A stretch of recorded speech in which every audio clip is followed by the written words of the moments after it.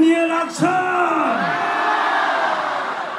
मैले यहाँहरूलाई यो मञ्चबाट आज अनुरोध गरेँ, यो रातो र चन्द्र सूर्य झन्डालाई जता पायो त्यतै जहाँ पायो त्यही खुट्टाले कुल्चिने गरेर नफालिदिउँ।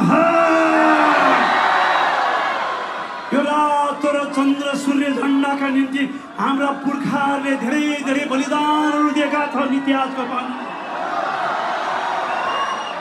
यसको निम्ति हाम्रा पुर्खाहरूले धेरै धेरै धेरै धेरै आहुतिहरू दिएका छन्। त्यसैले यो रातो र चन्द्र सूर्य झन्डामा कसैले पनि दाग लगाउन सकेन हिजोको दिनमा। र यो रातो र चन्द्र सूर्य झन्डालाई भोलिको दिनमा नै कसैले दाग लगाउन नसकेछ। यो तपाईँ हाम्रो अभिभावक हो।